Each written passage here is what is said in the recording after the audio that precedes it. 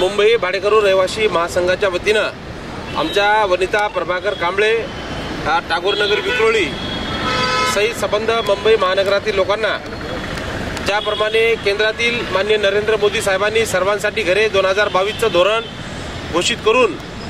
जे काही लोक बेघर आहेत, बेघर कुटुंब आहेत, अशा लोकांना हक्काचं घरकुल मिळालं पाहिजे यासाठी सर्वांसाठी घरे 2022चं धोरण घोषित केलं। त्याच धर्तीवर मुंबई महानगरामध्ये राहणाऱ्या लोकांच्या जे बेघर कुटुंब आहेत, जे भाडेतत्वावर मुंबईमध्ये राहतात, अशा लोकांच्या कुटुंबांना हक्काचं एक मालकी हक्काचं घर मिळावं यासाठी राज्यातील देवेंद्रजी फडणवीस साहेबांच्या सरकारने मुंबई महानगरात राहणाऱ्या भाडेतत्वावर राहणाऱ्या लोकांना हक्काचं घर मिळावं यासाठी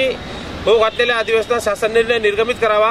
अशा पद्धतीची मागणी आम्ही राहुलजी नार्वेकर, मुख्यमंत्री देवेंद्र फडणवीस,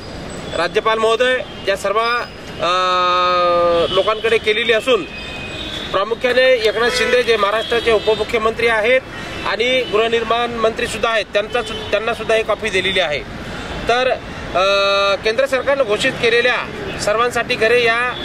कायद्याची अंमलबजावणी राज्यात करत असताना मुंबई महानगरामध्ये जे लोक भाडे करून राहतात, भाडेतत्वावर राहतात, अशा लोकांना सुद्धा हक्काच्या घराची निर्मिती झाली पाहिजे यासाठी सरकारनं पुढाकार घेऊन त्या कुटुंबाचं सर्वेक्षण करून खरोखर मुंबई महानगराचाच रहिवासी आहे का याची खात्री करून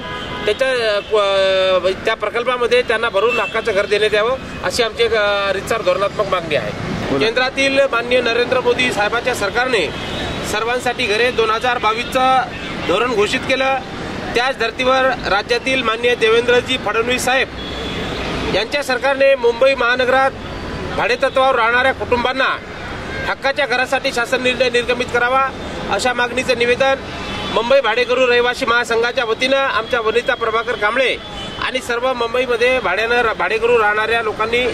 निवेदन राहुलजी नार्वेकर जे विधानसभेचे अध्यक्ष आहेत, त्यानंतर राधाकृष्णन जे राज्यपाल आहेत, मुख्यमंत्री देवेंद्र फडणवीस, गृहनिर्माण मंत्री एकनाथ शिंदे यांच्याकडे निवेदन सादर केलेलं आहे। आम्ही भाड्याने राहत आहोत, आम्हाला